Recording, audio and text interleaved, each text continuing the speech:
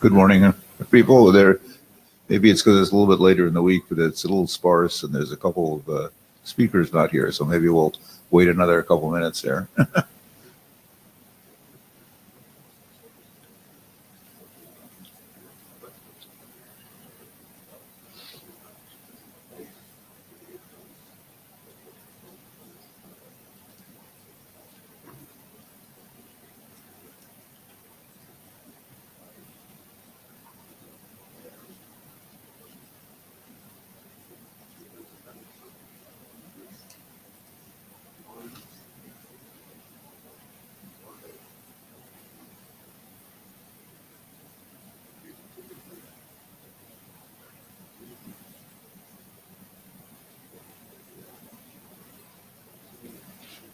Good morning. Good morning. Good morning, David.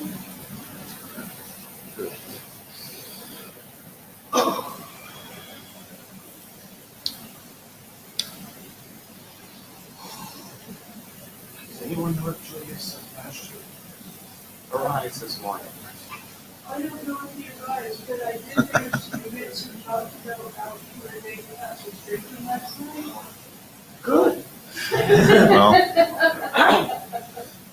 he uploaded his slides at 2:54 a.m. So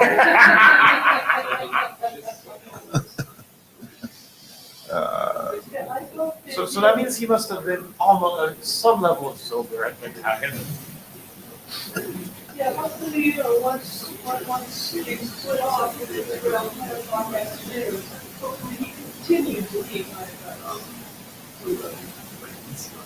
Sometimes you need to, keep laying it on. Sometimes he makes poor choices. You have to wait.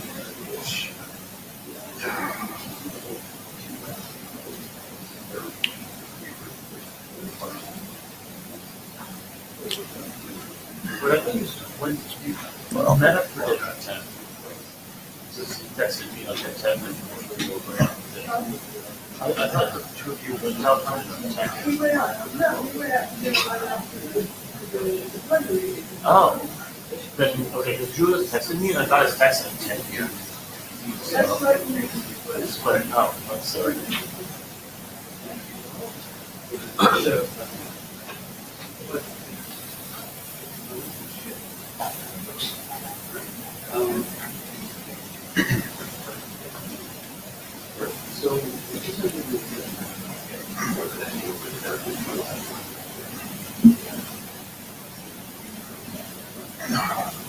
Hi, Julius.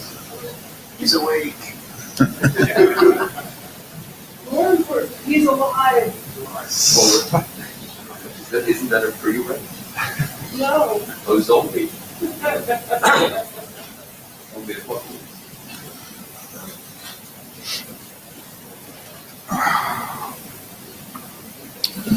Okay. I guess we'll go ahead and get started here. This is the Babel or Babel working group, depending on what you feel like. I'm Donald Eastlake with Huawei, co-chair. Other co-chair, Russ White, is not here. We originally, I think, were scheduled yesterday so he was planning to be here, and he made arrangements to leave either this morning or last night. I'm not sure. So when we got rescheduled for today, he was not here. So I thought when I did. Well, why is that? Note well, probably you've seen this before, but you should read it. We're operating under the IETF IPR rules. If you make any contributions, including saying anything during the meeting, you need to declare any IPR you know about that hasn't already been declared. And there's a bunch of other stuff here too you should look at. So why wasn't this? Surely there's a mode of this where it will page. I thought that mode should be correct, neck mode. Yeah. Oh, yes, right. Which is the, okay.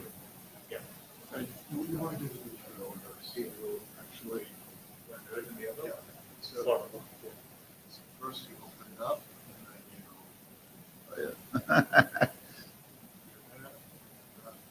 then you just use the arrows and it works. Okay. Okay. Thank you.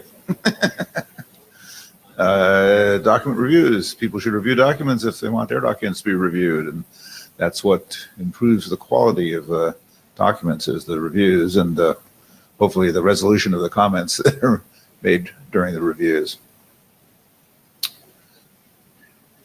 So it still isn't in a mode where it automatically goes from one screen to the next. Press that square, you activate that, Okay. and then if you just do the arrows, it should. Don't scroll, just use the arrows.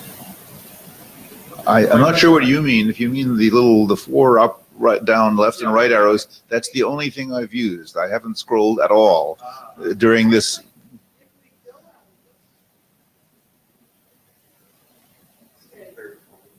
Yeah. And then, I'm hitting the down arrow. No, left and right. Oh, left and right.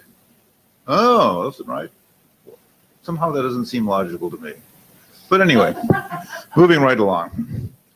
Agenda. We have an agenda. So we should bash on it if anybody wants to make any change.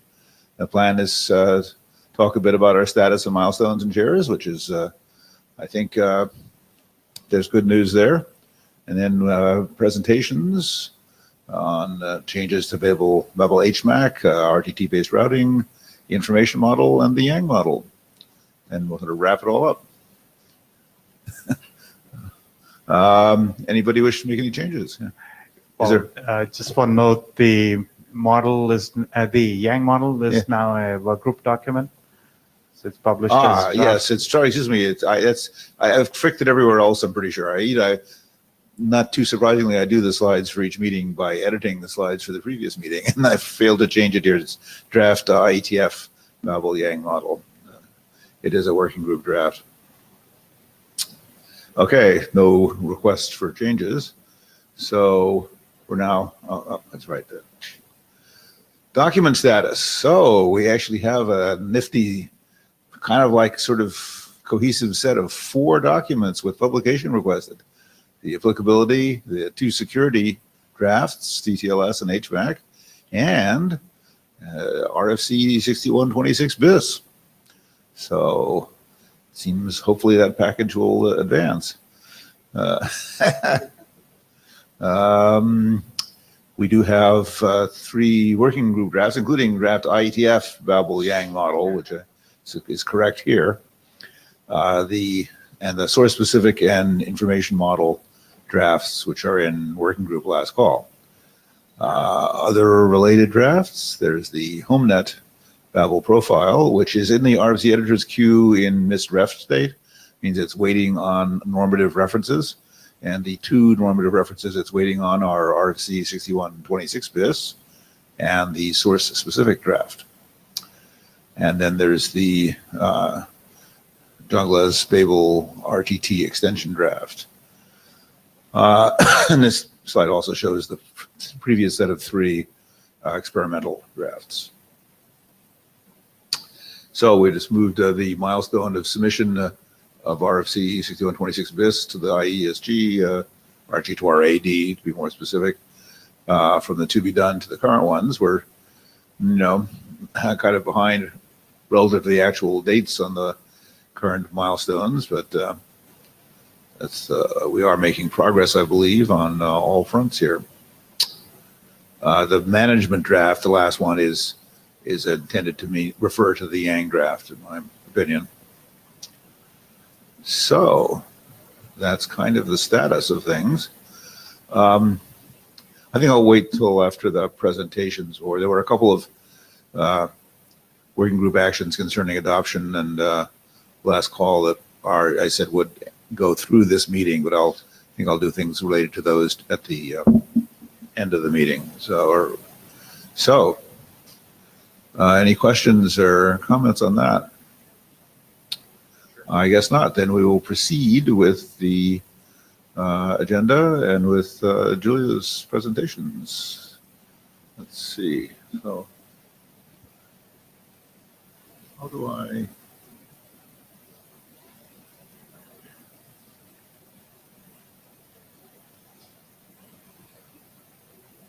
Actually, how do I get to the next thing here? Yeah. So your unit for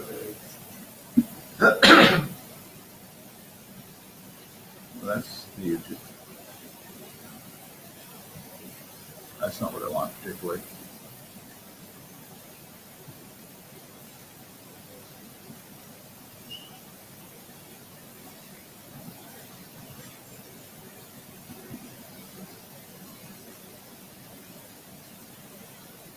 Hello?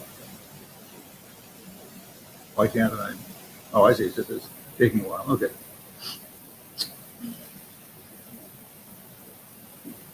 Okay.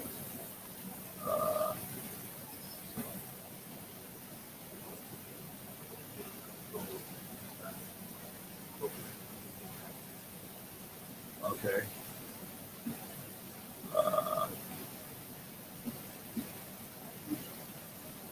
Okay. And would you like a control device? Can you do it for me? I can do it for you. That's great. So hello, I'm Julius Krabocek, and this thing over there is my name. And if you ever wonder why I have so many Z's and strange consonants, that's because it's written in the Polish spelling system, which dates from the Middle Ages. Now the Czechs over here used to have a very similar writing system, but then in the early 17th century, there was a great reformer called Jan Hus, who redesigned the writing system to make it sensible. So if you ever look at my name, please use it as a cautionary tale about what happens when you come to IETF with an already deployed protocol and are too concerned about backwards compatibility. Next, please. Okay, so last summer, together with Klara Duch, who I think is online, and Weronika Kołodziejak, we set about to design a authentication mechanism for Babel that would be as simple and as comprehensible as possible. So I know nothing about cryptography, and the design criterion was something that I could understand. Okay, that means no DTLS, no complicated libraries whose security properties are difficult to understand and require some knowledge. And so it ended up being based on the work on a number of people. So it was based on some work that had been done by Denis Owsienko in RFC 7298. And we had a lot of input, and in particular, so I've tried to be exhaustive in the acknowledgements, but so here I will only mention Marcus Stenberg, who gave us some very important ideas. It has some properties, and we ended up, we did the opposite of what happens usually. Usually you have ambitious plans and you end up realizing it's difficult, and so you scale them down. And in this case, actually, we were expecting to do less, and it turned out pretty well. We got a protocol that protects both unicast and multicast. So remember that in Babel, you have both unicast and multicast packets depending on various details of the protocol. It's not vulnerable to replay. It's reasonably easy to implement. It's been actually re-implemented by Toki, and the properties that make it easy to implement are that we don't require a global clock, there is no global counter in the network, and there is no persistent storage. So Barbara was telling me at the time, well, why are you trying to avoid persistent storage? There's no such thing as a router with no persistent storage. Well, the problem is that persistent storage is very difficult to do right. Okay, depending on the hardware you're on, you might have a hard disk, you might have an SSD, you might have some proprietary NVRAM, and trying to access it transactionally is going to be very difficult. So I've preferred to sweep the problem out under the rug by not assuming any persistent storage. It has algorithm agility. There are a few parameters you can change depending on what your needs are. Next, please. And what we did was that we did everything on the mailing list because I didn't feel competent. So the two ladies are cryptography students. They understand cryptography. They didn't necessarily understand routing protocols at the time. As to myself, I knew absolutely nothing about cryptography. And so we did everything in the open on the mailing list, except for two things that were done more recently and that I'm going to tell you about, which were mentioned on the mailing list, but didn't really have a lot of discussion. I hope they will be non-controversial. We changed the mandatory to implement MAC algorithms. So now what it says is that you must implement SHA-256 and you should implement Blake2S. And there is an additional requirement. You must discard your per neighbor cryptographic state after a bounded amount of time. Next, please. So the original RFC 729 done by Dennis had two mandatory to implement algorithms. They were SHA-1 and RIPE-MD 160. Now, I think that's fine, but I was told that SHA-1 is not recommended in new protocols. And one person who does understand cryptography told me that RIPE-MD 160 is somewhat niche. So in the latest version of the draft, we say that you must implement SHA-256, you should implement Blake2S, and the intent is that those are both must, except that you've written should in the draft in case you have some very good reason not to implement Blake2S. If you have no good reason to implement Blake2S, please implement both, and we implement both in both BABEL-D and BIRD. Next, please. Look, I'll tell you the whole truth. The hash function just doesn't matter. So first of all, we're only using the hash function for authentication. So if there is a first pre-image attack, that's something difficult. I'm not sure what it is, but I'm told it's something difficult. Then we are threatened. But we are not threatened by collision attacks. If somebody manages to do a collision attack, then we are not threatened by that. So any hash function you may conceive for is strong enough. According to my computations, and I'm not a cryptographer, but according to my back-of-the-envelope computations, MD5 would be strong enough. MD4 is too weak. Okay, so anything you use reasonably, if you have a reasonable rekeying interval, will be strong enough. And you're only hashing the control packets. So unless you're running Babel on an abacus, then any hash function will be fast enough. So really, it doesn't matter. SHA-256 is clearly overkill for what we are doing, but even that will be fast enough. So it's fine. Next, please. However, some people are concerned about slow software routers, like the things you get in your home, with no hardware assist for SHA-256. And Toki and Dave suggested Blake2S. So I've done my homework. I've tried to find out what is about Blake2S. Actually, I asked Paul Rosier, to whom I'm grateful, to do my homework for me. And what Paul has been telling me is that it's blazingly fast in software. It has 128-bit length.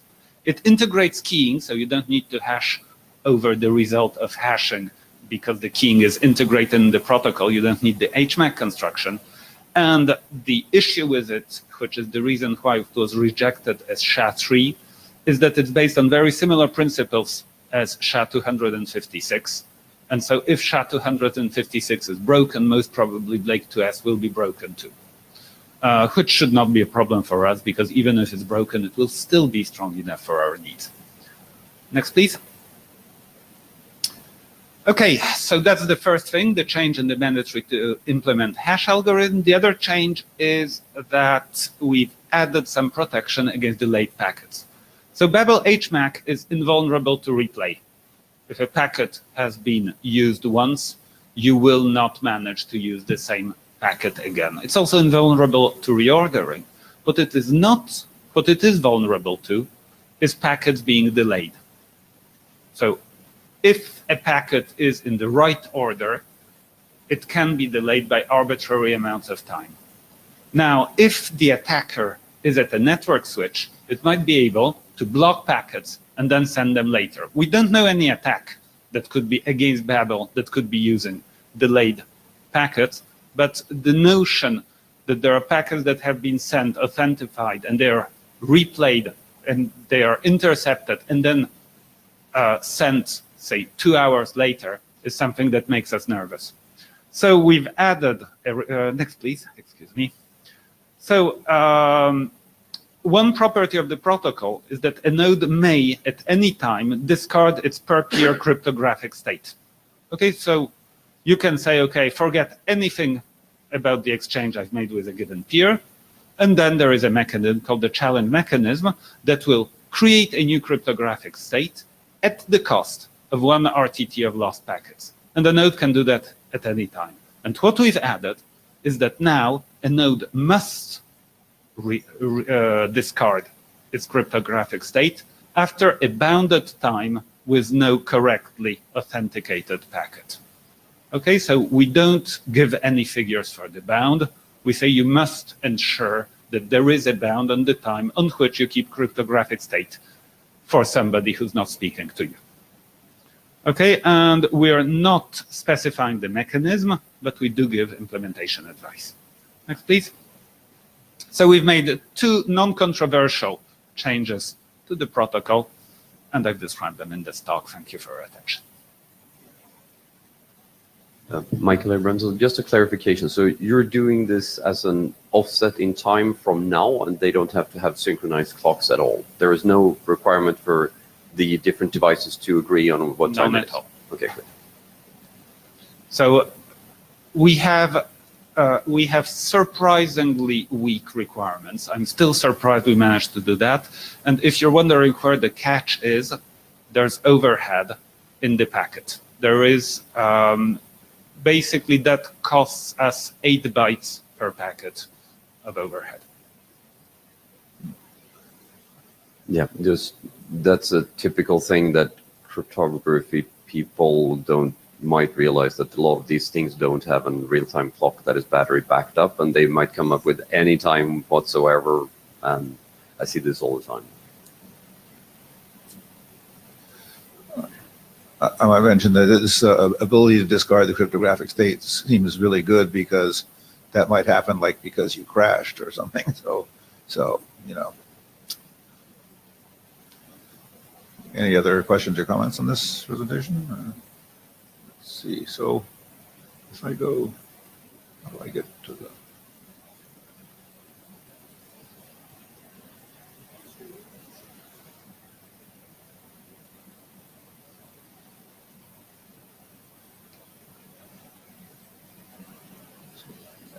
Good. Okay. The next one is delay-based routing. Go ahead. Okay, hello. I'm Julius Krobachek. Did I mention the spelling of my name? Next, please.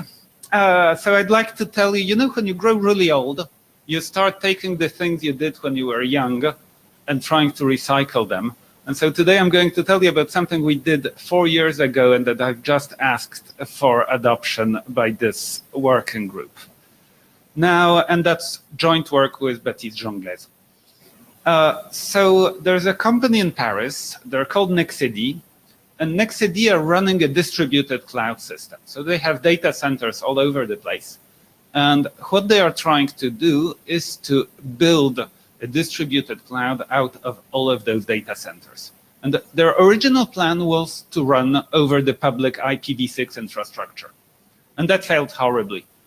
The problem is that the public IPv6 infrastructure is not reliable enough. And if you have enough nodes, then the probability that anyone can speak to anyone else is basically 0. And so they came up to me, and I said, well, why don't you put a bunch of tunnels and run some dynamic routing protocol over the tunnels? Okay, so we designed over a restaurant napkin an algorithm that would allow us to have enough tunnels so that the network remains connected. And then they told me, okay, but what routing protocol shall we use? Okay, I said it doesn't matter. It doesn't matter because since you've separated the tunneling bit from the routing bit, you'll be able to change in the future. So why don't you try Babel? They said, cool. And for 8 years now, they have been running Babel, and they've had very good experiences with them. And they started with normal unextended Babel, and they were very happy as long as all of their data centers were in France. And one day, they set up a new data center in Tokyo. So here's an example topology, and that's an actual problem that they saw. So that's a little bit an opposite of HMAC.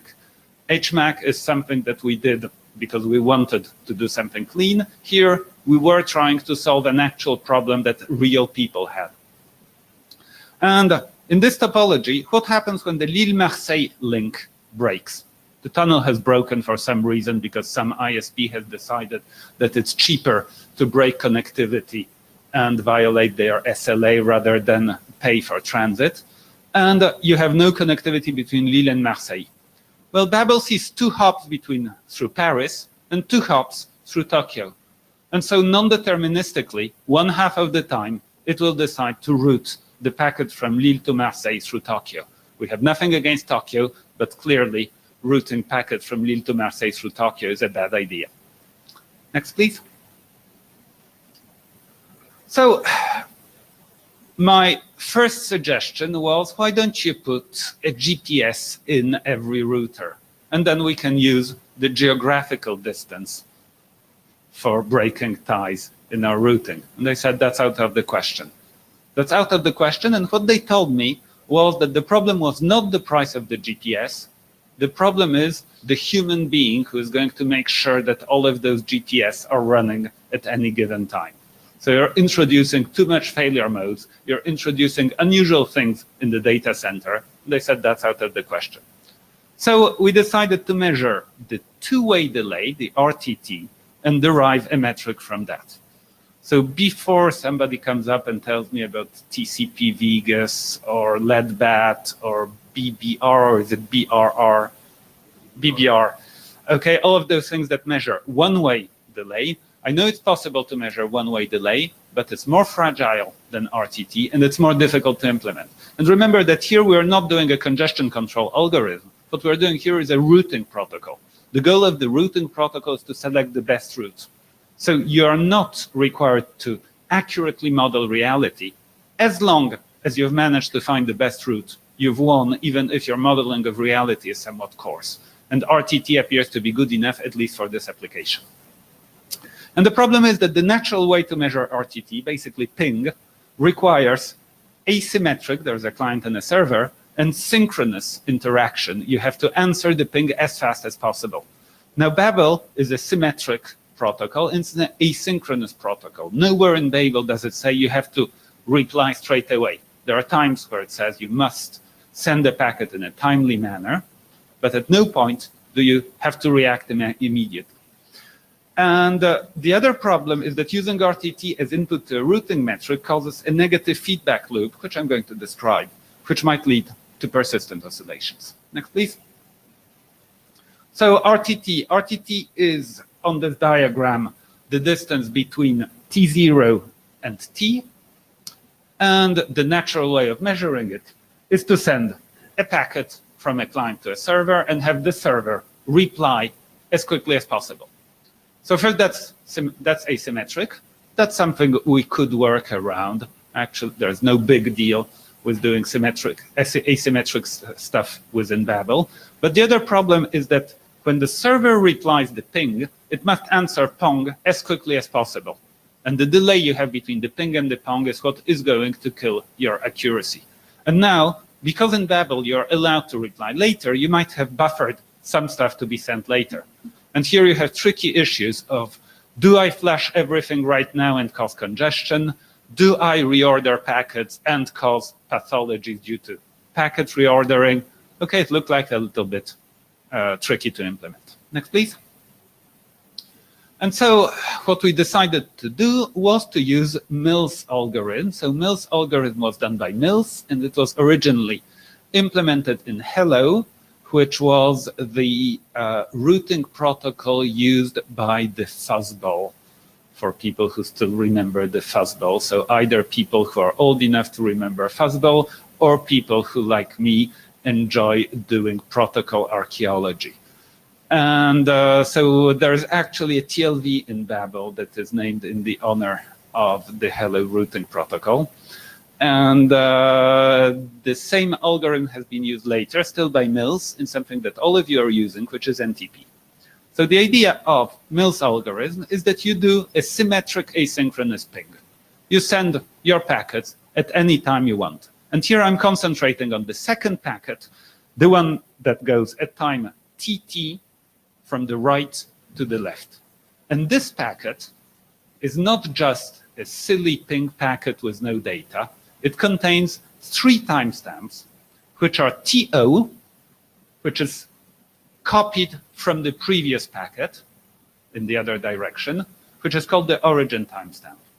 TR, which is the time at which we received the previous packet, which is called the reference timestamp. And it also contains the transmit timestamp, which is the time we're sending this packet. Okay, and now be careful. TO and T are according to the left peer's clock, and TR, TT are according to the right peer's clock, and we don't assume that the clocks are synchronized. They might have an arbitrary offset between them. And then once the guy on the left receives the packet, it computes it timestamps it with T, the time at which it received it, and computes T minus TO, both times on the left, TT minus TR, both times on the right. Makes the difference between the two, and that gives you an estimate of the RTT. And that's symmetric, that's asynchronous, that doesn't require clocks to be synchronized, and the reasons, on the other hand, are something you must do. You must compute the timestamp at which you send the packet, the TT, as late as possible, just before you send the packet, not when you buffer it. And same thing, as soon as you receive a packet, before you even parse it, you timestamp it. And that's what your accuracy is going to depend on. Next, please. So we wanted to do Mills' algorithm in Babel, and what we've done was to encode the timestamps and sub-TLVs. And the transmission timestamp, so the time at which the packet is sent, that's a property of the packet. So we've put it in the hello, and that may have been a mistake. Perhaps it should have been simply a TLV rather than a sub-TLV of hello. And the other property, and the other 2 timestamps, the origin and reference, those are copied from the latest packet you received from the peer.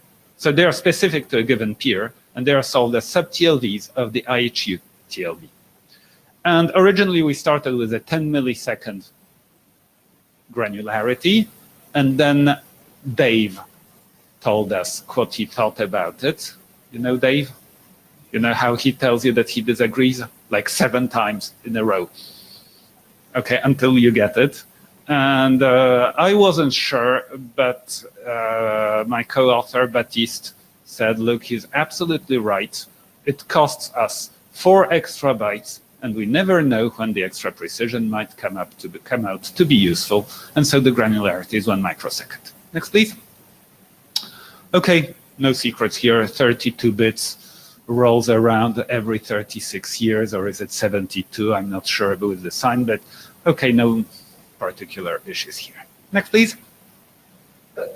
Okay, so Mills' algorithm is going to give you some RTT samples. And that's a noisy signal and a signal that is not immediately useful for a routing metric. Remember, we're doing a routing protocol here. Anything that's not about selecting the right route is just noise. We're not in, yeah? I'm a bit slow here, Michael Abramson again. You said microseconds, so you're counting microseconds. So you're 32-bit counter and you're counting microseconds. No. Okay, so what was the 32-bit? I said something stupid about the year, about rolling over. Yes. I did. I was completely wrong. Right. So It rolls over much you quicker. have two raised to the 32 microseconds. That's you right. Can use. And Okay. that would be 32,000 seconds. So it's 4 billion It's divided it's by a few 1 million hours. is 4,000 seconds. So it should be Yeah, it's an upper hour. bound. Yeah. It's an hour. I'm So this completely is, off. of course, unless you're going interplanetary. Well, I'd suggest we tackle this problem when we have it. I'm not. Yeah, sure. Yeah, sure. I was completely off. Yeah. So we are assuming here that you send at least a hello every hour. Okay, so you get a bunch, some noisy signal, but your goal is to select the routes. Okay, and you need to do quite a bit of processing. So the RTT samples that you get are a noisy signal. You do some basic smoothing over there, then that gives you the smoothed RTT. And the RTT is a time in milliseconds. That's not a metric. In order to get a metric, you have to map it to the abstract units that we use for our metrics. So you take your link cost, the normal link cost, which is the 96 that you have with normal Babel, and you compute a penalty from the smoothed RTT.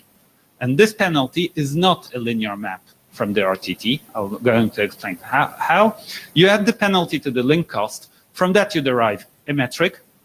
And here, that's important, there's a third mechanism, which is a hysteresis that's applied to the metric. I'm going to describe all of that. Next, please. So the RTT samples we get are a noisy signal. So that's actual data from an actual tunnel between France and Japan, and that's the bad case. The good case is actually worse in some ways. That's the bad case at the time when the RTT was very noisy. So that's during the day. And what you see is that it oscillates widely between 280 and 320 milliseconds, and that you have a lot of outliers. And the blue line is the smoothed data, and the smooth data is a signal that you can actually use. So note the horizontal scale, that's 10 hours of sampling. And so what we do is, so I think that the actual algorithm you use for smoothing should not matter much. You just want a smooth signal, but we did not do any real evaluation of what happens when you change your smoothing algorithm. So we've just stolen the algorithm from TCP, the one that's used for computing the RTT in TCP, and the constant alpha, which TCP says should be between 0.8 and 0.9. We chose a 0.836. And first person who works out why, I'll be very impressed if you work out why. You won't work it out now. You will need at least an envelope. Next, please. You want the answer? Yes. It's easy to compute with integer arithmetic. We're doing Taylor's some stuff. That's the whole reason. Okay, now we have a smoothed RTT signal. But using RTT for computing a metric causes a feedback loop. You know, when you were a kid on the highway and it was really hot in the back of the car and the highway was really congested. And then the radio would say, well, there's nobody on the other highway. And then everyone would move to the other highway, which would get congested. So the radio would say, hey, there's nobody on the first highway, and everyone would move back. What's going back on here is that there is a negative feedback loop. The more you push traffic over a route, the more its RTT increases. And therefore, the less desirable it becomes, and therefore, the less traffic you push over it. Now, usually a negative loop, a negative feedback loop, is what you like, what converges. Because the more you do something, the less you do it. But here we're in a discrete space. Either we go to the left or we go to the right. The fixed point doesn't actually exist. So you end up oscillating. Now, Babel doesn't care. Even in the presence of oscillations, Babel will push packets towards the destination according to loop-free paths. There's not much that can be wrong. But if you oscillate between routes, you might reorder packets. And higher layer protocols do actually care. So you need to limit the frequency of oscillations. Next, please. And the insight came from some old paper from the 1980s, which was trying to use RTT and link state protocols. And the answer is you want to saturate your metric. So instead of mapping RTT to a metric linearly, as you would expect, what you're doing is that you have a range below min RTT at which you consider, look, this route is good. This link is good. It doesn't matter how good it is. And above, and that's not important. The important bit is that above max RTT, you consider this link is bad. It's really bad. I don't want to use it if I have any choice. And at that point, the penalty remains constant. And the fact that at some point you stop penalizing high RTT links, that is what is going to limit your oscillations. And what you want is that this max RTT value is well chosen, and this part of the protocol requires manual tuning. Next, please. Now, the saturation bit avoids oscillating between congested links, but you might still, if you're in the intermediate range, have two routes that have very similar RTT, and they are oscillating around a value, and you will end up switching. So I want to apply hysteresis, and there are many hysteresis algorithms, so I worked out this one. So in this one, you have MA, which is the metric that's actually announced. And there is a second metric, which I call the smooth metric, which is basically an exponential average, a smooth version of the announced metric. So think of MA as being the short-term metric. It tells you how good the route is right now, and MS being a history-sensitive metric, it tells you how good this route has been recently. And when you switch routes, you only switch routes if the new route is better than the old route, both short-term and long-term. And this asymmetry between better and worse is what is going to give you hysteresis and hence more stability. Next, please.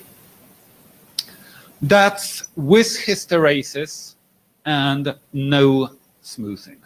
Is Dave online? The pity. So this is worst case. We constructed a diamond topology in simulation with huge amounts of buffer bloat. So buffer bloat is really bad for us because it means that the RTTs vary very widely with nothing to break the feedback loop. So those are 4 bloated routers in a diamond topology measured over 4,500 seconds. Michael, help me because I'll say something stupid again. That would be about an hour and a half. Yes. And what you can see is that you have oscillations between the red route and the green route. So you'd have to look carefully at the frequency. Next, please. And now you add you tune the metric to have a max RTT value that is well chosen. It's the dashed blue line around 100 and something. So what you're doing is that the links are spending most of the time in their saturated state. And at this point, you pick a link, the RTT of the link increases because you have buffer bloat. So you switch to the other link, but the RTT of the original link will only decrease once the buffers have drained. And then you have the hysteresis that takes some time to take it into account and it's applied after saturation. And together, between the fact that you're waiting for the buffers to drain without measuring RTT because you're in the saturated range, plus the hysteresis bit, you end up having oscillations that are on the order of a minute. But that does depend on Babel being scheduled along with the data, right? If you have like type of service prioritization of the routing protocol traffic, then this will not. Then you have no problem. Okay. Then you're measuring the link RTT without measuring the RTT due to queuing, and all of those mechanisms are useless because you're not going to have the feedback loop. So what he's also talking about running over tunnels, and you might not have the prioritization for the routing protocol when you're running over a tunnel over the internet. I think you're looking for the really, really worst scenario here. That's Yes. the way you're trying to model there. So I'll put it differently. Perhaps I wasn't sufficiently clear. We don't want this to happen. The feedback loop is a bad thing, and it doesn't happen in practice. In practice, you're going to have plenty of throughput.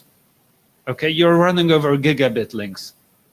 Okay, nobody has ever managed to use a whole gigabit except perhaps David, but even he, I'm not sure. Okay, Michael too. Yes. So I just want to say about buffer bloat. I had to debloat our GigE bidirectional offering because when I ran iPerf, single TCP session, 100 milliseconds of buffer bloat if I did not debloat it.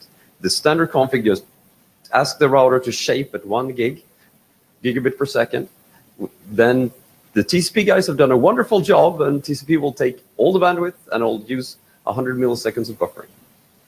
Yeah. Right. So the one that came default in the Linux distributions that I was using did this. So this is not as silly as it might seem. No, it's not silly. So basically, we're assuming that you run this. Right. Okay. Pathological was probably the name, the word I was using for not silly, but yeah. This can actually be a real problem. No. What we want is a protocol that those mechanisms are not used when your network is working fine. What we don't want is a catastrophic mode of failure when your network happens to trigger this thing. Okay, ideally, of course, you don't get the feedback loop in the first place and you have no problem. Okay, is that, yeah, next please. Okay, I'll tell you the whole truth. We've done some really bad science. We wanted to have a solution that worked. We ended up, we had only a few months because that was a 5th-year internship, and we did not, at the time, work out a complete understanding of what's going on. We did an engineering job instead of doing a scientific job. That is, we did manage to get something that works beautifully and that has been working in production for 8 years now, but we did not actually study all the trade-offs and we don't fully understand what's going on. So there is one minor issue on the packet format, which is that the IHU sub-TLV can only be interpreted if the packet contains a hello. So remember, there are 3 timestamps, and 2 are carried by the IHU because they are per peer, and 1 is carried by the hello. So that means that in order to interpret the data in the IHU, you need to put a hello in every packet. So that requires some inter-TLV scheduling in Babel, and that's something I really dislike. So I've written an alternative here, which is to include a transmit timestamp in each IHU, but that causes a different problem. So remember that you are timestamping the packet as late as possible. So what we do is that when we buffer the IHU, the hello, we put a pad sub-TLV in it. And at the very last moment, we patch the hello with the timestamp. And that's fine because there is only 1 hello in the packet, but there are multiple IHUs. And if you need to patch it multiple times, the implementation will become more complex. The other alternative that I didn't write here and which I actually like more is to use the timestamp on the hello, to use the timestamp in a dedicated timestamp TLV rather than attaching it to the hello. That's something we will need to discuss. And we did some, yeah. Michael Abramson, again, how often are the hellos typically sent? Is it every 10? Every 4 seconds. 4 seconds. By default. Okay, and the minimum value supported by the protocol is 10 milliseconds.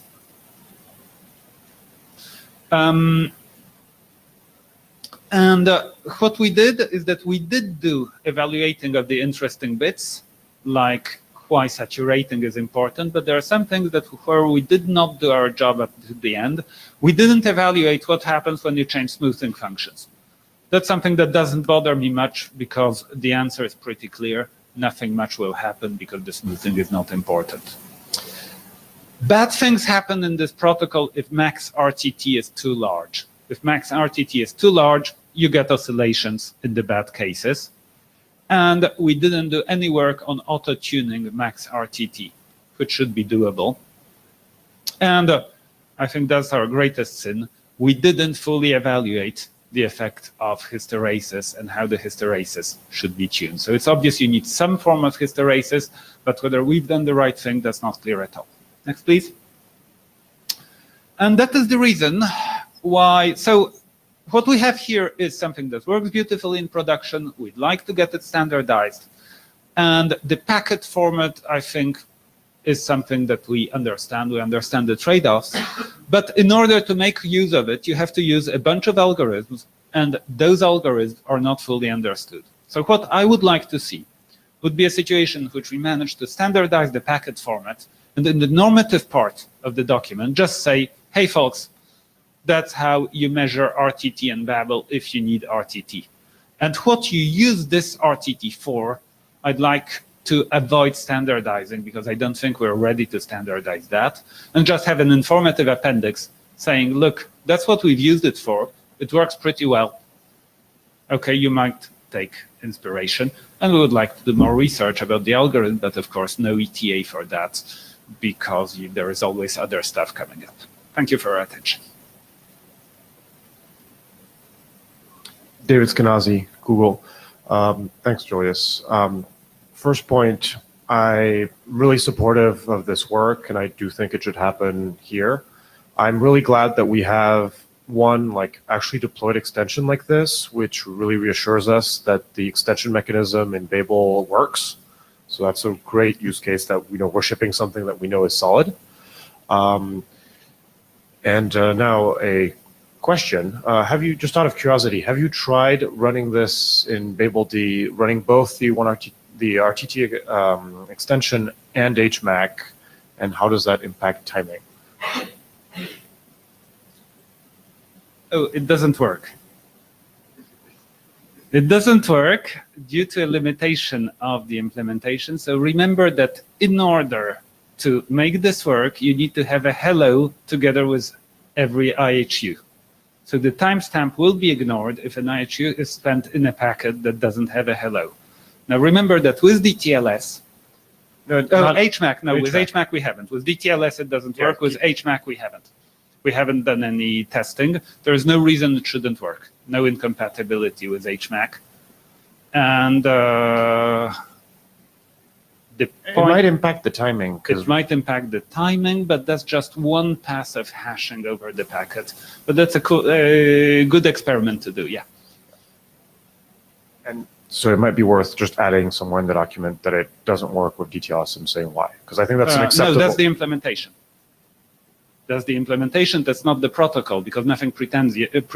Oh, yeah, unicast hellos. So there are two things. You have unicast hellos and you have unscheduled hellos. So you don't even need to do anything complicated. You have the unscheduled hellos. So now it can work with DTLS over unicast.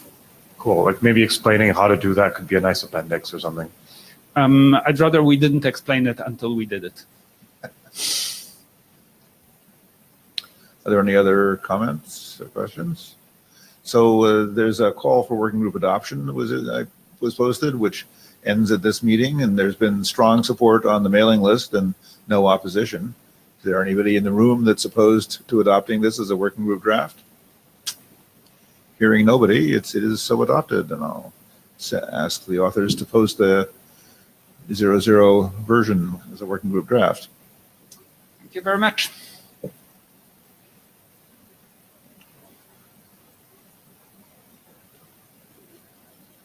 Is there anybody who would be willing to take notes while I'm up there? You can do it. Oh, it's on you. By the way, if there's, is there anybody who hasn't signed the blue sheets, and maybe they could put their hand up and we could get the blue sheets to them, but maybe everybody has signed the blue sheets, so I would.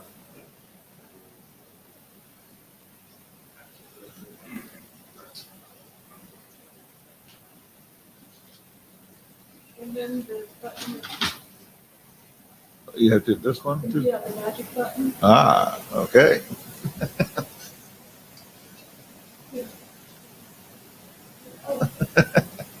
They don't have boxes, they have X's. These are. Okay, so the information model.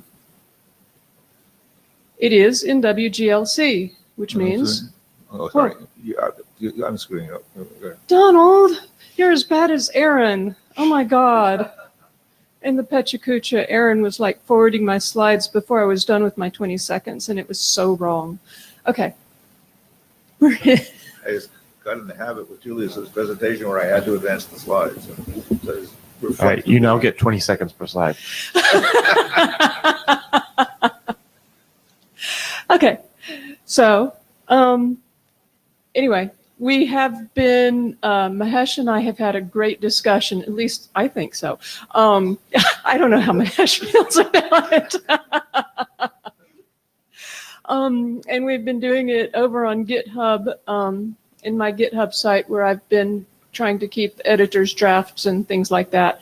I have not put, I know I promised I would, I have not put the updated broadband forum data model there. I just sort of ran out of time with everything else I was doing this week. But it's in good shape. I had great comments out of broadband forum as well. So, major changes. Clearly, we did some stuff on HMAC, some stuff on DTLS. I put in the statistics and message that we agreed to coming out of Bangkok, and there was also some additional discussion on the list that helped me clarify some stuff. I thought that was great, and the other stuff out of Bangkok I did. Okay, so I've got the rest of the slides are about some issues I would really like to get some input on. Number one. Do we have the link types registry? Do we have the right names currently in the registry? And is it meaningful to describe what sorts of links it is used for?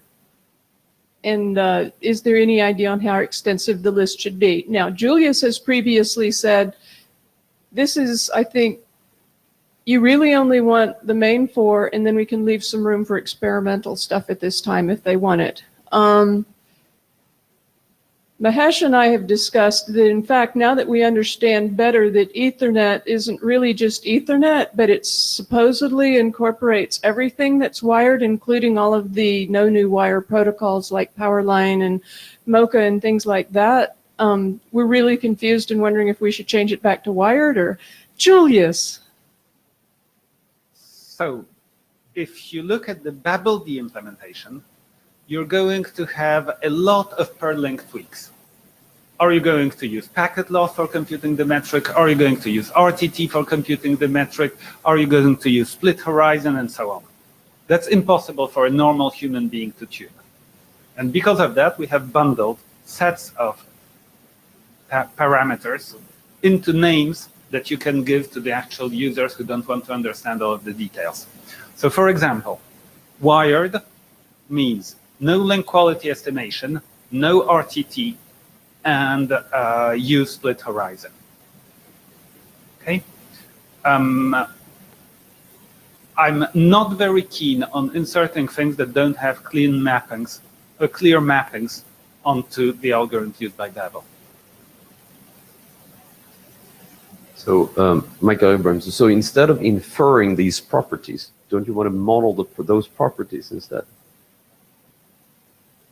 Instead of trying to create, is this going to be used for that? Don't you want to? There is an IANA link type list, FTDI and blah, blah, blah. But if we're modeling properties here, shouldn't we put the properties in here instead of having, Ethernet and mean something? So, in other words, maybe under the used for links defined by, describe the properties of the links that you use these names for. Okay. I mean, if this is the reason why we're saying Ethernet is because there are Babel properties, then put the properties in there instead of making up something and inferring from it. Okay. So basically the question is, do we want to be exporting something that makes sense, or do we want to be exporting something that the users have a chance of understanding? And that's a difficult call. No, I think we can meet both. Actually, what I'm hearing is we should not use the term Ethernet. That's really confusing.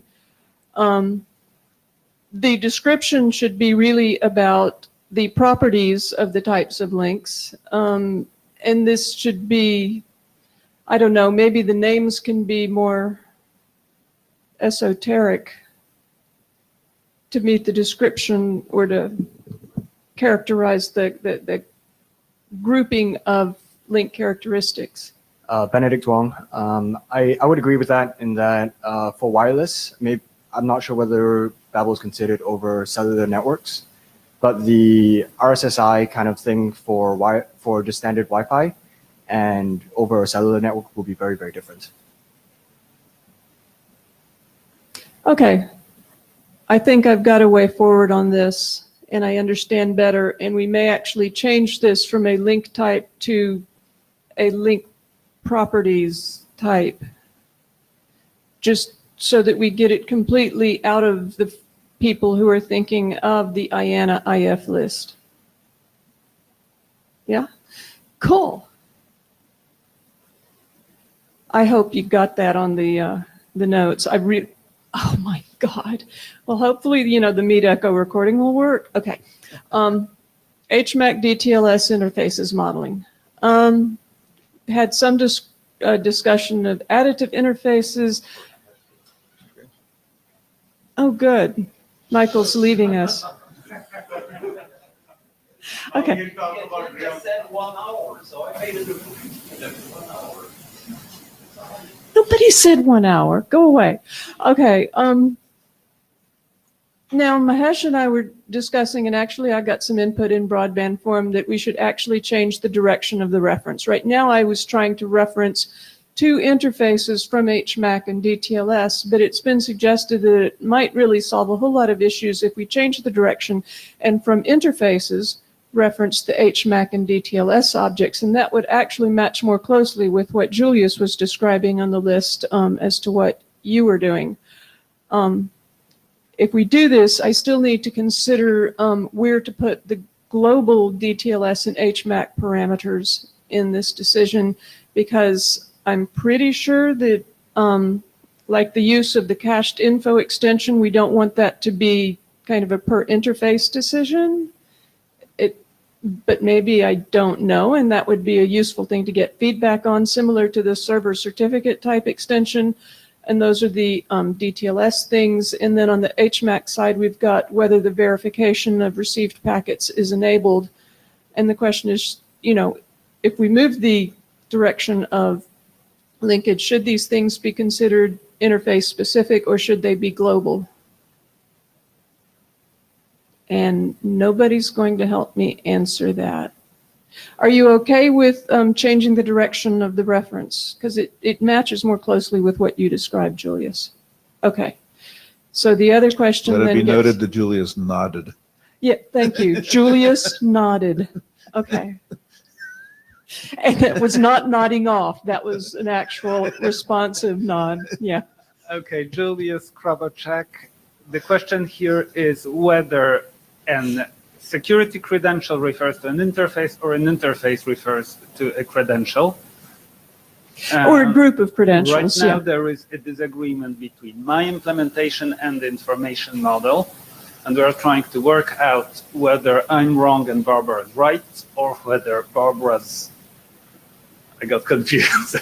No, we're not trying to there do can be- that. There can be only one. We should agree on the direction of the reference in one way or the other. And everybody is saying that we should reference from the interface to this set of credentials. That is what I support, yes. And that's good. That's what you nodded about, and I agree with you completely, and that's what my colleagues at Broadband Forum said too. So it's like everyone agrees that Barbara is wrong. Okay? Okay. But now the other question I really have is about, are these other parameters global, or can they be associated with the set of credentials?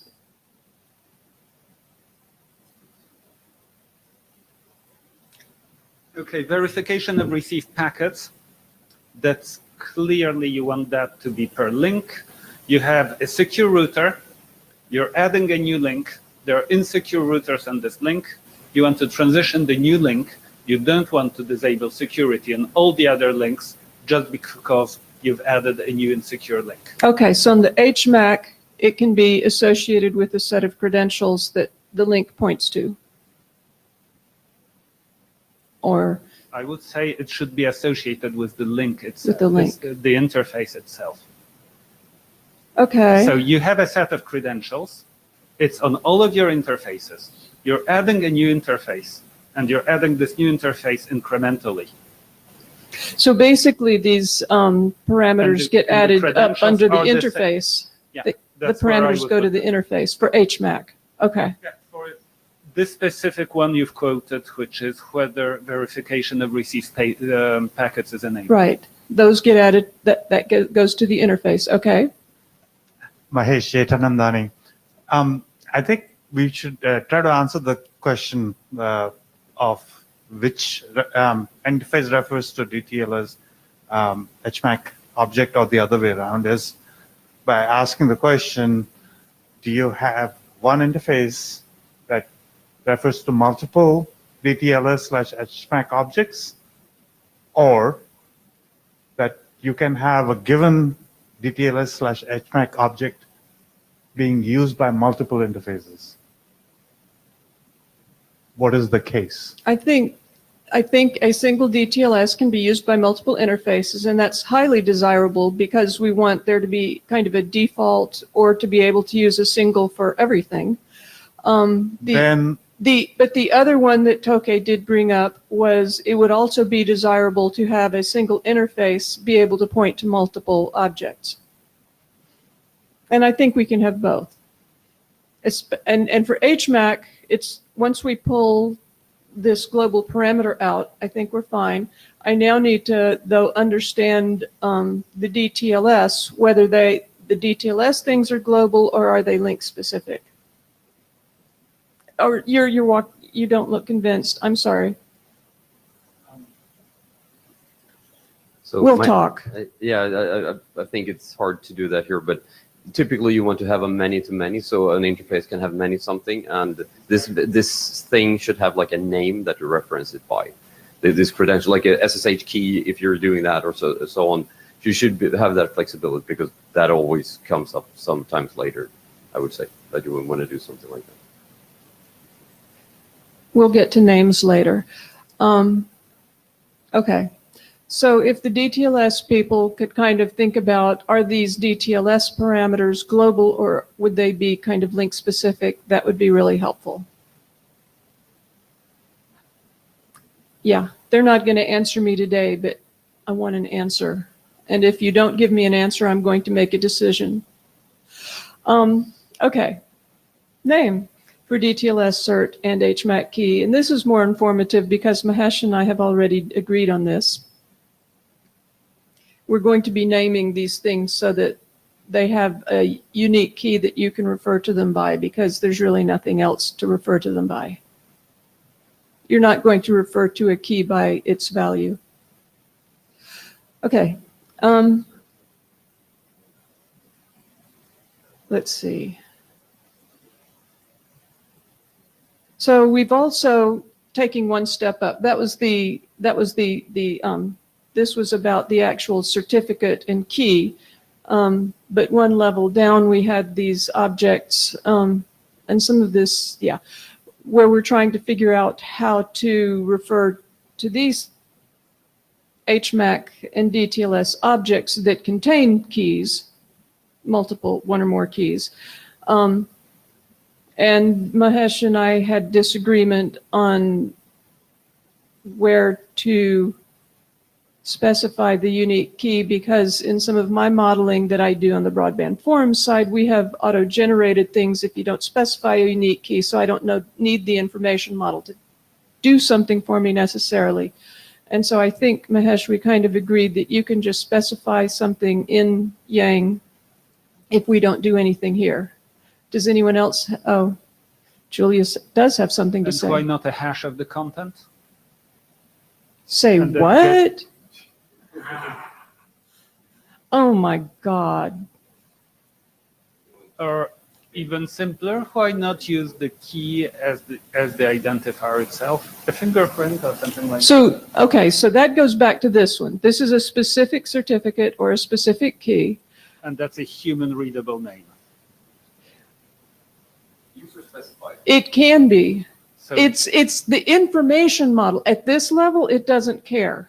Once you get into a Yang data model or a broadband forum data model, they do different things, or even if you're doing some other way of data modeling it, those things are going to care, but it's left up to the data modeling mechanism and not dictated by the information model. In this case, we're saying that we do need some sort of name. We're not specifying the syntax of the name, but it cannot be the exact value of the certificate or of the HMAC So I key. think I understand 3. I don't understand 4. Okay. 4, we're going to need, there is inherent in the information model as currently specified, there is nothing you can point to that is a unique key. And so what I'm saying is we're going to leave it up to the data model to figure out what's the right mechanism within the context of that data model as to how to uniquely identify these entries. Okay, you'll have to explain that to me offline. Or over beer. It might make more sense over beer. Beer is offline, usually. Okay? I think Mahesh and I are fine, and I'm really more concerned with Mahesh than I am with you, Julius. Okay. So if you go back, just what does unique mean here? Huh? Is this unique? Is that this thing can only occur at one point in anywhere, or what does it mean by unique keys? So when you're looking at a set of objects, Right. you need to be able to address the object that you want. Right. You know, like if you've got, yeah. And so that's simply what we're saying is how do you address the object that you want? And in all of our other things, you know, like when we've got their interface list, we have a unique way of identifying the interface. We have a unique way of identifying the route according, you know, to the IP prefix and stuff. But when we got to these tables, there was nothing. Okay. And so we're leaving it up to the data model. Okay. Metric parameters. Oh, yeah. Okay. So this is hope. Oh, Christian, you have something to say. Is it on the last one? It's Ronald. But Oh, I'm sorry, Ronald. I'm Ronald sorry. talk. Yeah, My bad. I just have to say that I'm failing miserably to capture this discussion because I'm not at all familiar with the information models. Don't worry about it. Yeah, don't worry. I appreciate it. And you don't have to record that either. So, we're not too short on time yet, but we are, Mahesh is going to get some time. for I've only got 2 more issues, Okay. and then we're done. And this one should be a quick one. And this is something that kind of came up just in Mahesh and my recent discussion, and so we figured we'd just toss it out here. We have this, the route, the calculated metric and the received metric, and we previously had input that we have to have one of these. But the question that wasn't clear in my mind is, are they mutually exclusive, or is it possible to have both of them? You really want to have both. You want to have both. You really want to have both. You No. you must have one, but it's okay to have both. For debugging problems, you do want to have both.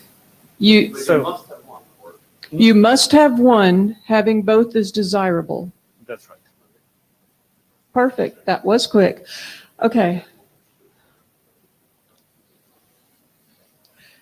Okay, so, and this is a personal problem. This actually didn't come up with Mahesh. And I just wanted, well, actually it sort of did. I just wanted to be absolutely sure that when we reference an interface, that it can, from our interface list, when we reference some other interface where this interface lies, it can be at any layer, physical layer, MAC layer, IP layer, tunnel, IP. We don't care what layer that interface references. The lack of people coming to the mic means we don't care. Thank you. I have my answer. Oh. I don't understand the issue. So we have, right now when I look at the implementations, you know, they're referencing something like ETH. a Linux ETH1, That's right. which generally an ETH1 has the full IP stack on it. It's really not the specific Ethernet layer. It's this thing with all of these IP address stacks on it. If we had, say, in Linux, the ability to reference the 100 base T interface, would that make sense? Or are there layers that don't make sense of interfaces? No, because Babel runs over IPv6, Okay, which means that you want to be referencing the layer 3 object. exactly my However- question. However, and the fact that Babel is using lower layer information, it's very carefully designed, so it's only an optimization. In that we reference the layer 3 object, and if we have access to the layer 1 and 2 thingies, we can use it. But what is fundamental is the layer 3 object. Okay. And I think that answers my question, because both Yang and Broadband Forum, we basically stack our interfaces. And so you've got, here's an IPv6 interface. And this IPv6 interface, by the way, happens to ride on this MAC interface. And this MAC interface happens to ride on this physical interface. And so your interface stack. But the question is, at what entry point, where in the stack should you be pointing? And you're saying, I need to be pointing to the IPv6. Quick answer, I need to know the link local IPv6 address. So we're good. Yeah. We're good. I've got my answer. Thank you. And it was not the answer I was going to go for if you hadn't stood at the mic. So it's a really good thing you got up there. So we're in WGLC. Additional review would be really great. In the meantime, we just resolved just about every single one of our issues, I think. So I'm going to be revving the information model based on this, and we'll do the Yang and the TR-181, and I think we're in pretty good shape. Thank you. Yeah, See, I told you that wasn't much longer. Yeah, that's fine. Thank you very much. So there is a working group last call been issued, and there hasn't actually been much response on the mailing list. And there are these issues. So that since the document's going to be read, we'll just continue the working group last call. Next is Mahesh. Actually, I don't want to do that.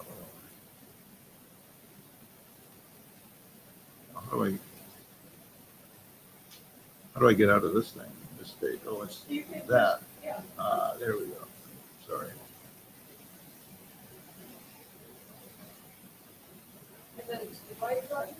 Yep, and then the magic button. So Julius, if you were concerned about the number of Z's in your name, we can exchange some A's and Z's together.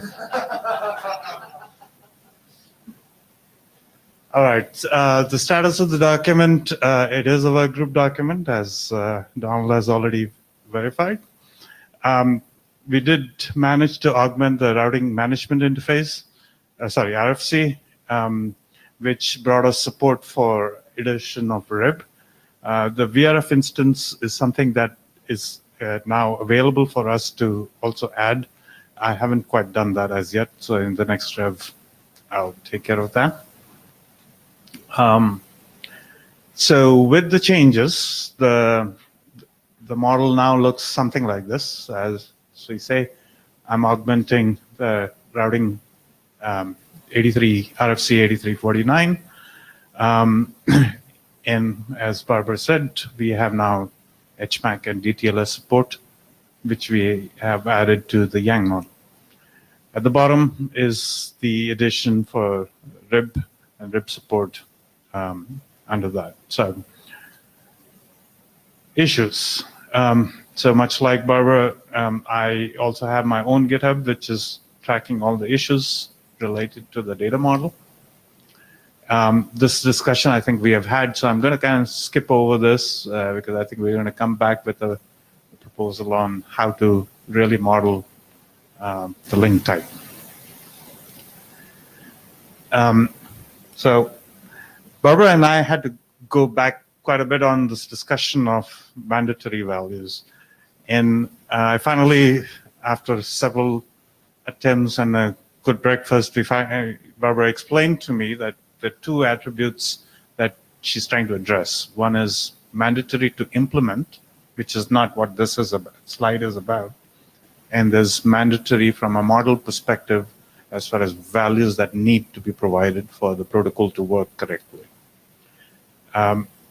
So I don't have a slide on mandatory to implement, but I'll just say, I'll wave my hands and I'll explain this maybe in the model, is that we need some capability of a feature statement, which allows an implementer to declare what features they support. And an example of that feature would be, I support DTLS capability, or I support HMAC. And once you declare that feature, then the model is expected to have all the capabilities defined. If you don't declare the feature, that part of the model pretty much vanishes, and you don't have to worry about trying to implement that. So that's mandatory to implement. So now, mandatory as far as values that need to be provided. So I think in this particular case, what I've highlighted in red are two parameters, which I believe are mandatory parameters. And what happens is that when you do specify that something is mandatory, when the client tries to configure the router or router with that information, if those values don't exist, the client won't even be able to send that config request to the server. If the client is not good enough, is not doing a good enough job, the server will definitely check and return an error saying you have not specified the mandatory values. It also means that the scope of mandatoriness is limited to the parent. So in this particular case, the two parameters that are highlighted in red are mandatory only if an HMAC is being specified. Of course, if HMAC is not even being specified, then it doesn't matter whether there are other parameters within that are mandatory. The other clarification was around read-only attributes in the information model. In Yang, typically, it doesn't really make much sense to declare something that's read-only mandatory. So something like router or router ID that Babel uses is a read-only attribute, means it's set by the system. So it doesn't make sense from a config perspective to say, well, router ID is mandatory. Well, if it is not said, there's nothing that config can do. Anyway. If I read the router ID, can the answer be there's none? A proper implementation will make sure that it is always set. But yes, to answer your question, it is possible that if you read and the implementation hasn't done it right, you might actually get nothing back for router ID. I think what Julius is trying to say, David Skenazy, I think what Julius is trying to say is that you can actually have an implementation of Babel that does not have a router ID. That is just a simple client node on the edge that doesn't offer any routes. And so it's valid for that to be non-mandatory. Okay. Then actually, I don't know, maybe the information model, then what I'm gathering is that it's not mandatory. Right, which also means you can't use it as a key. That is true. I mean, it's not quite that clear. So does it make sense to put restrictions on the implementation? Does the management model put restrictions on, is it legitimate for the management model to put restrictions on the implementation? So it is technically possible not to have a router ID, but it doesn't cost much to say we always have a router ID. Okay, so let me back up. the reason why Barbara mentioned, well, it can't be a key is because currently we reference an instance of Babel by the router ID. And if the router ID is not there, then we have no way to reference. It's not shocking. But but my question was actually more general, because that's a detail we can bring to the mailing list. Does RO, so RO implies that there is no way of saying it must be present. Is That is correct. Okay.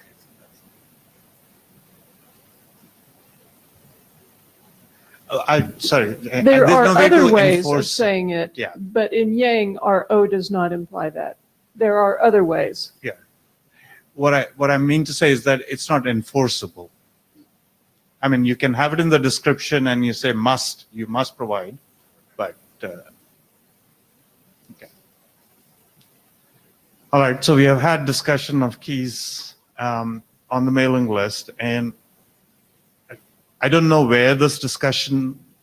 Sorry, just a quick last point on the router ID. I just checked the 6126 BIS, and the spec explicitly says that the router ID must not be either all zeros or all ones. So if this makes your life easier, you could, if it's not there, have it return all zeros, for example. Well, then the question is, can multiple instances of the routing return zeros, all zeros, in which case then it's not unique again. True, yeah, but like those instances that don't have a router ID are just going to be kind of observers. They're going to be like almost invisible to the rest of the network. So not being able to refer them is kind of okay. No, it's not okay. No, it's not okay, and Julius is shaking his head. So forget what I just said. They don't appear as originators of routes, but they might appear as neighbors. So you still see them. So y'all are thinking of this from the network perspective. We're thinking of this from you're inside this box and you need to reference the information. If you need to reference the information, can the router ID be a key into your object model or not? And what we're hearing is not. I'm glad you're forcing the decision. No, what we're hearing here is that the natural data structure that is used by Babel says that you only need to have a router ID if you're originating routes. If the data model needs to say that implementations that implement the data model must generate a router ID even though they don't need it just for the routing part, I'm fine with that. It doesn't cost much to generate 64 bits of randomness. Sure. Okay, so that then answers our question of how we need to update the information model, and I'll reflect that in the Yang model. Thanks for the clarification.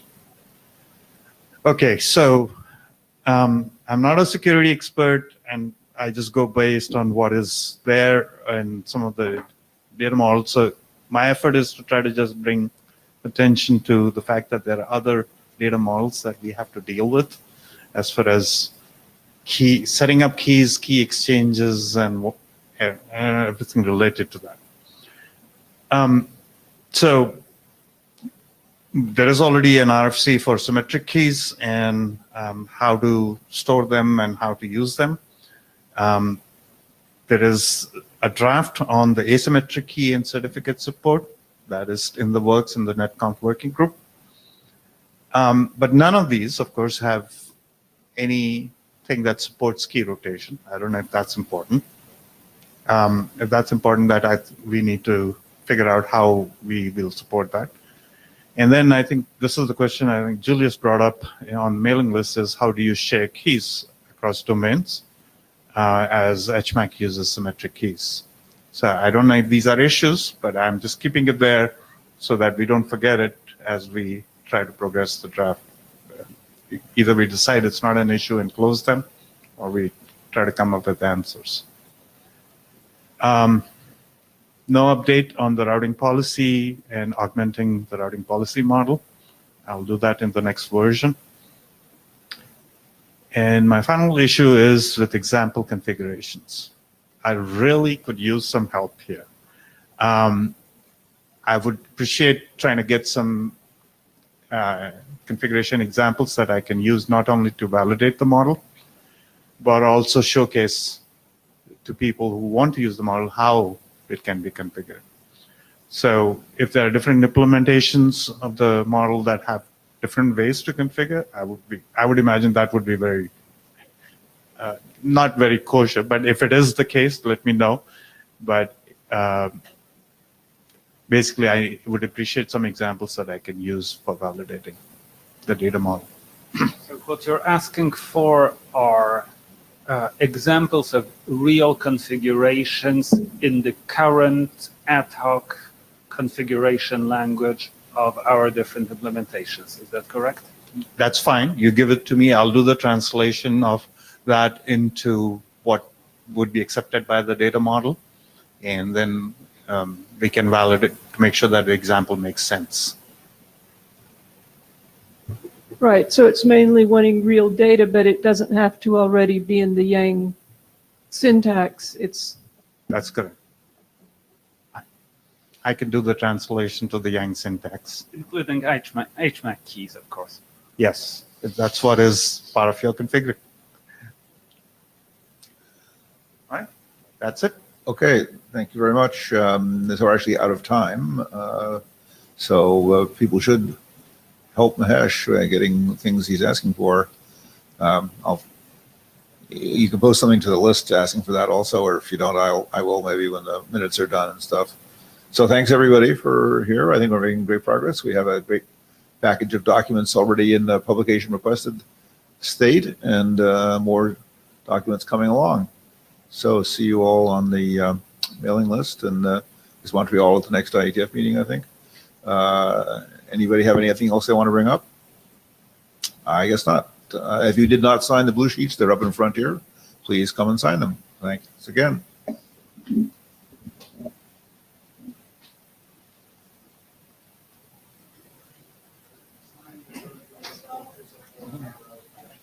You're welcome. Yeah. Hi. Okay. Next session. Have fun. I'm trying to be familiar. Well, so this is the one that's hooked to the projector. Okay. I reloaded this agenda. Okay. I can just download my slides. Yeah. Just, project. You can run the slides from that. I guess. It's yours or it's